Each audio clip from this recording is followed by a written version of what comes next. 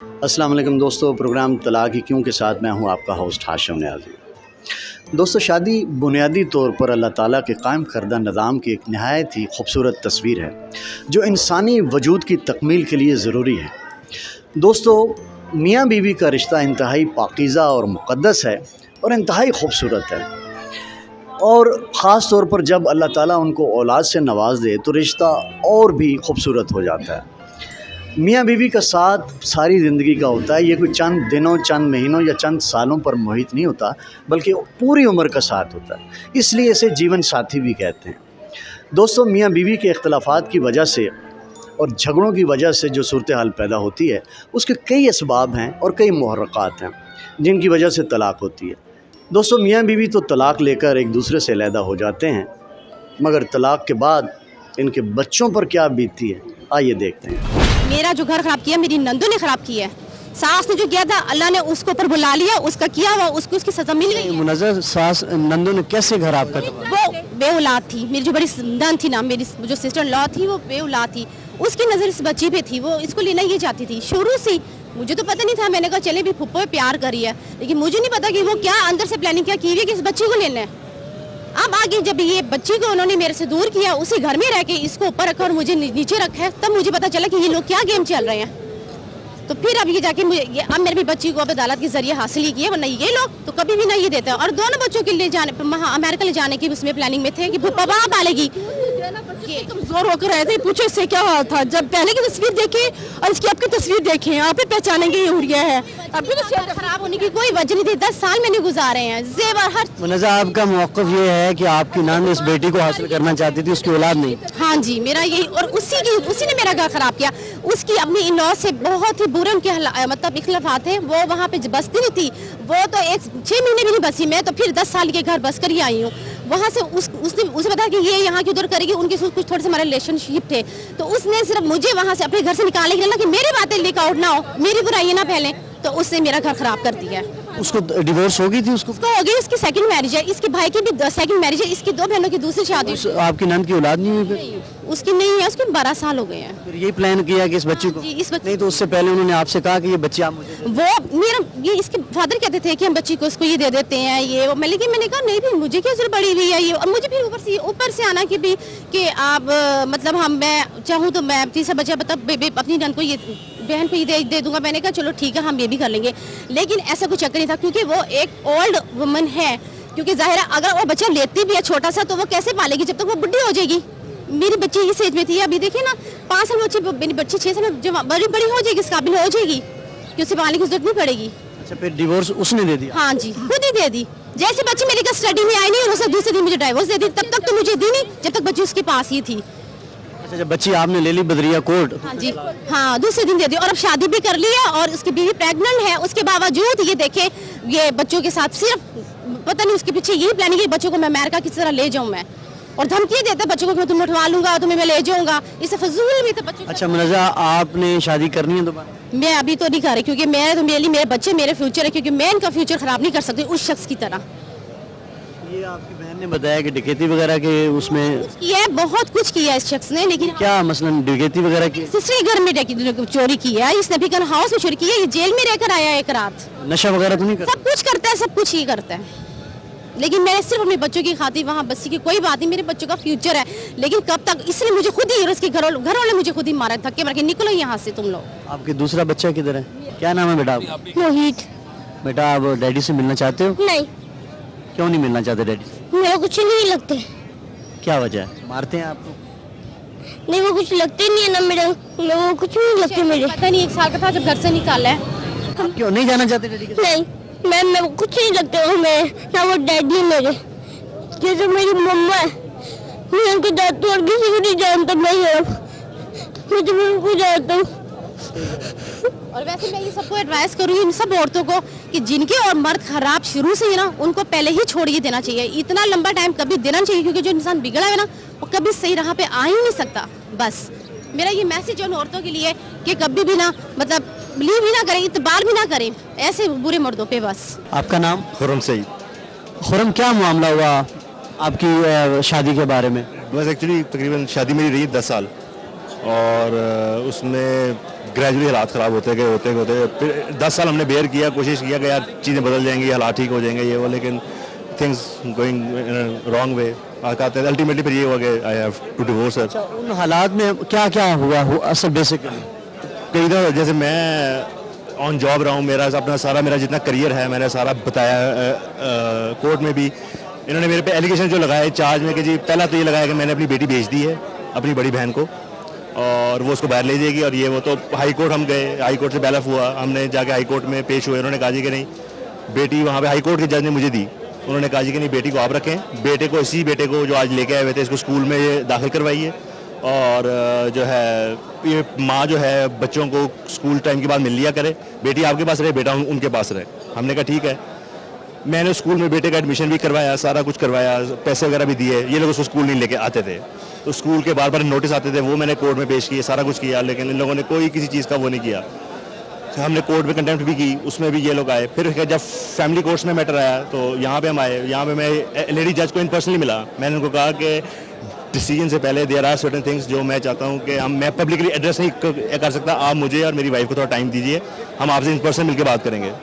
ان سے میں نے بات کی, ان کو سارا میں نے اپنا بتایا کہ یہ ولات ہیں, یہ کانسیکوینس ہیں, ان کی وجہ سے میں اپنی جو ہے ہماری ڈیورس ہوئی ہے. تو میں چاہتا ہوں کہ بیٹی میرے پاس رہے, بیٹا بھی میرے پاس رہے, ہم ان کو اچھے طریقے سے لوک آؤٹ کریں. یہ جب ملنا چاہیں جیسے کرنا چاہیں جو بھی کورٹ ڈیسائڈ کریں, لیکن for the beneficial of the minor courts یہی دیکھتی ہیں. ٹھیک ہے, تو ہر کسی کو یہ لگتا ہے کہ میرے لیے فیور میں, تو میری کوشش یہ تھی کہ بچے میرے پاس رہیں.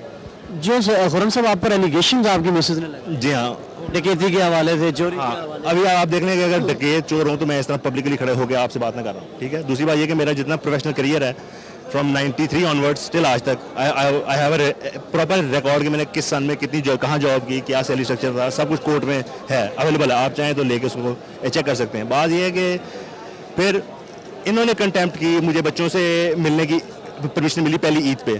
انہوں نے بچوں کو, میں کورٹ گیا ان کے گھر, انہوں نے کہا کہ جی وہ بچے شچے نہیں ہیں, وہ گئے ہوئے ہیں, یہ ہے وہ ہے. میں نے فون کال کیا, وہ فون کال ہم نے ٹیپ کیا, اسے پتہ لگا بچے گھر میں. وہ کورٹ میں نے پیش کیا, انہوں نے کہا جی کہ فون کے اس کی کوئی وہ نہیں ہے, یہ حیثیت نہیں فون کے اس کی ریکارڈ کی.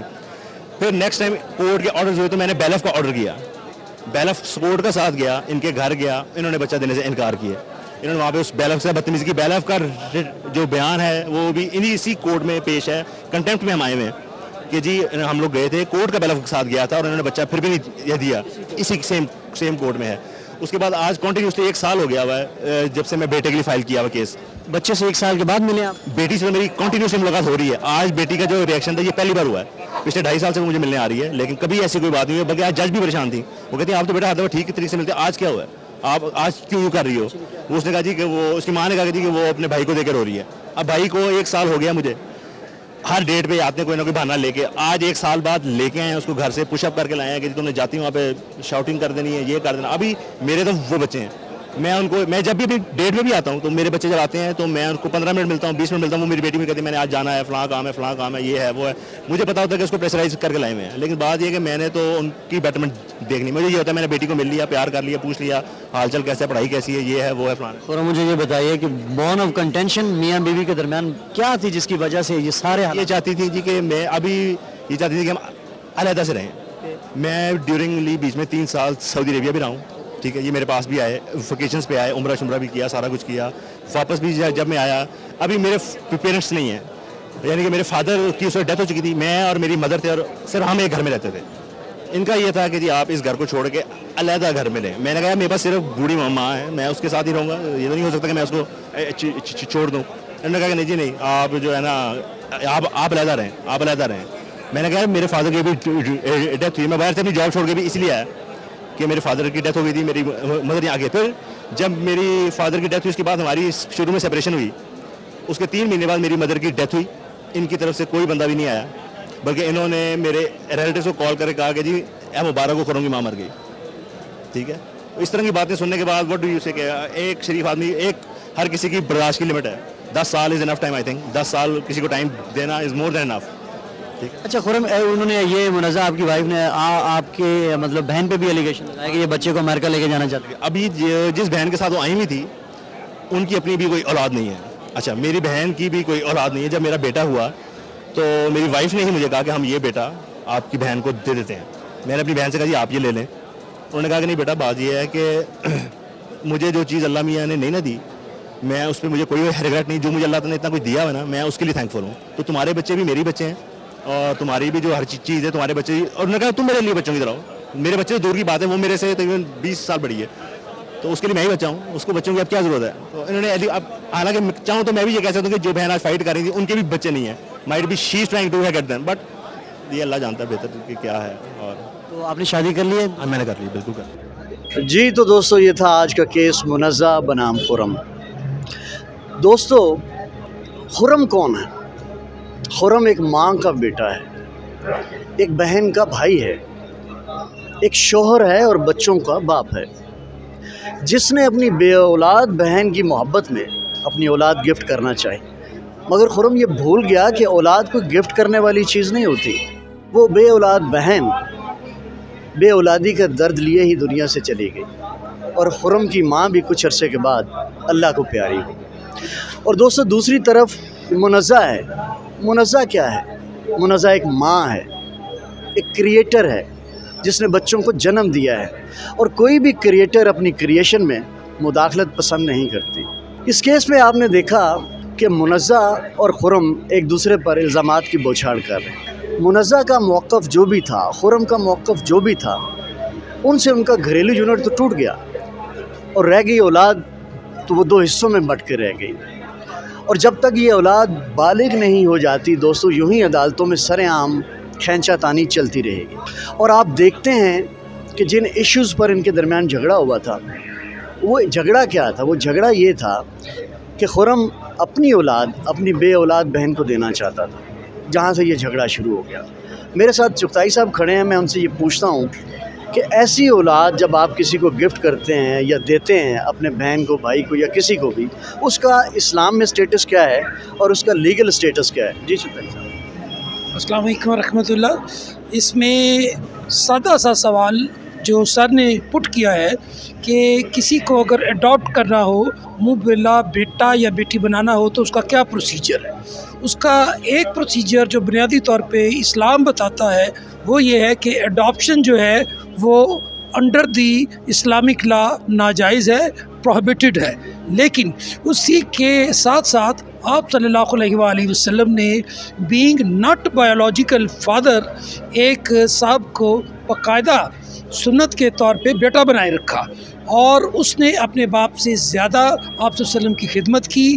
اور یہاں پر بھی یہ لا موجود ہے کہ گارڈین کورٹ میں میاں بیوی دونوں آ کر کے اگر بیان دے دیں تو کسی کو بھی اس کا جو لیگل گارڈین ہے وہ مقرر کیا جا سکتا ہے. جو لیگل گارڈین ہوتا ہے اس کے اختیارات ماں اور باپ دونوں کے ایٹ اے ٹائم ہوتے ہیں. اس کی وجہ غربت ہو سکتی ہے, اس کی وجہ سوشل سفیر ہو سکتا ہے, اس کی وجہ کوئی بھی ہو سکتی ہے, لیکن بچے کی پیور ویلفیئر کے لیے گارڈین کورٹ کے پاس اگر میاں بیوی کی اسٹیٹمنٹ آ جائے تو لیگل گارڈین شپ کسی نان فادر نان مدر کو ٹرانسفر ہو سکتی ہے. اس کا واحد مقصد ویلفیئر ہوتا ہے. بہت شکریہ چغتائی صاحب. دوستو یہ تھا آج کا پروگرام, آج کا کیس. اگلے ایپیسوڈ میں ایک نئے کیس کے ساتھ دوبارہ آپ سے ملاقات ہوگی. تب تک کے لیے ہاشم نیازی کو اجازت دیجیے. اللہ حافظ.